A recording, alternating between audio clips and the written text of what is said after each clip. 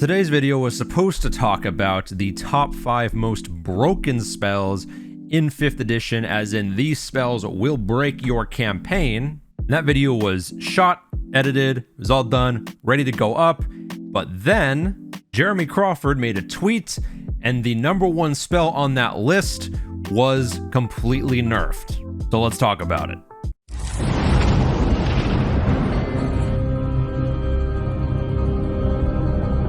Welcome to the MetaMagics channel. If this is your first time here and you want to see videos on literally anything having to do with D&D, be sure to subscribe. And with that out of the way, let's jump right into the Sage Advice Compendium. Now this is the Sage Advice Compendium, and if you do not know what that is, if you've ever had that scenario where you're arguing with your DM or another player about the specific semantics of any certain rule, you'd go to Jeremy Crawford's Twitter and see if he has anything to say about it.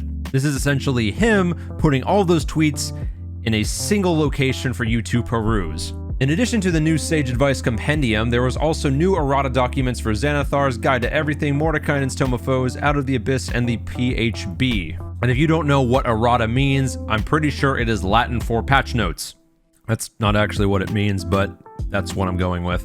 Because that's essentially what it is. Errata is basically the book version of video game patch notes. This errata is essentially what is going to be printed in the newer editions of the already existing books. So if you do not own any of these books and you buy these once these changes have been added, you will notice them be different here than in somebody else's book who bought it before them. And all these new changes can be found right here. Now, right off the bat, you can see that there are quite a lot of different books that are being changed here.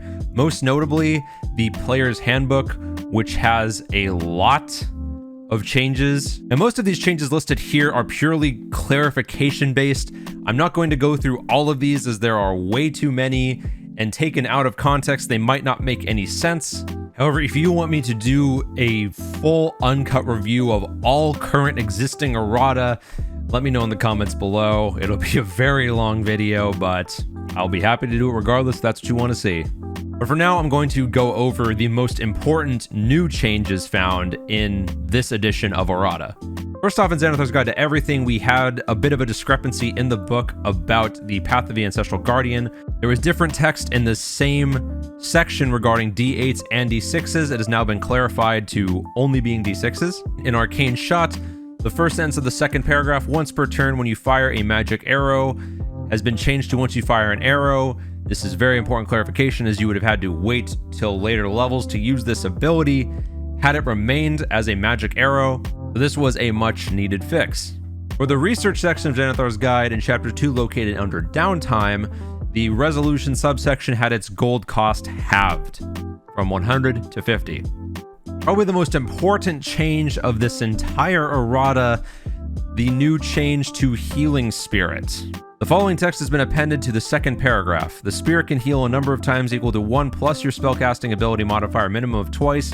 After healing that number of times, the spirit disappears. Now, while I do not own the online version of Xanthus' Guide found on D&D Beyond, I do have the book here. And on page 157, the current spell reads, until this spell ends, whenever you or a creature you can see moves into the spirit's space for the first time on a turn or starts its turn there, you can cause the spirit to restore 1d6 hit points to that creature. No action required. The spirit cannot heal constructs or undead. So this did not have a limit before, and this is why, as I mentioned in the intro, this is going to be the number 1 most broken spell in 5th edition.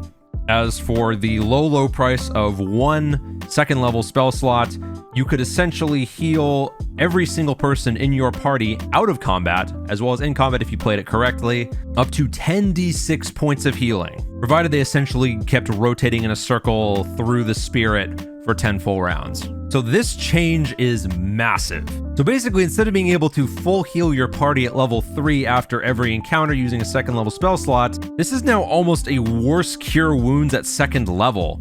So with a single change, this spell went from being the most broken spell in 5th edition to a subpar healing spell at early levels that ramps up a little bit as you gain more levels. Next up, there's Holy Weapon. In the second sentence of the second paragraph, within 30 feet of you has changed to within 30 feet of the weapon.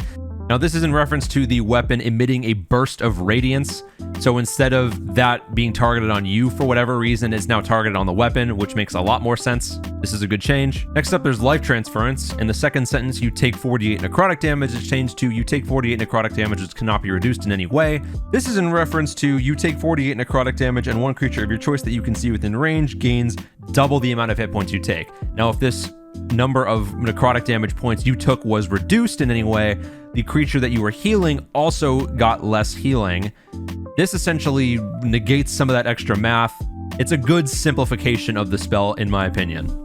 Now for Mind Spike, in the at higher levels subsection, 1d6 is changed to 1d8. This was again just clarifying a discrepancy. The spell originally did 3d8 damage, so it did not make much sense for the higher levels of the spell to do 1d6 extra, so this is just a clarification change. For the Mordekainen's Tome of Foes section, this is just some changes made to certain monsters. Orcus's Lair action has been removed, there was no need for that. The Red Abishai's Bite attack got changed to do less damage, which is actually interesting because in the Descent into Avernus campaign that I'm running for my group of players, they just fought a Red Abishai, so having the attack just get nerfed is interesting, at least in my opinion. The Hellfire Engine's Flesh Crushing Stride, the fourth sentence now reads, on a successful save, the creature is pushed to the nearest space outside the Hellfire Engine's path.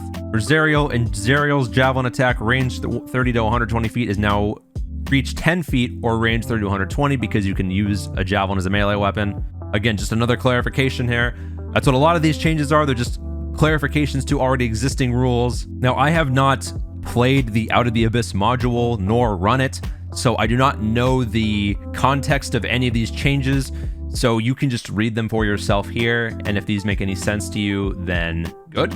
But I do not know how to review any of these. So now that is going to do it for the errata changes to all of the books I have just listed, as well as the player's handbook. As I said, there are way too many changes listed in the player's handbook section for me to go over in this video. That would take a very long time. So if you do want to see a more uncut, raw review of all of this errata, maybe even previous errata, let me know in the comments down below. I can certainly do that.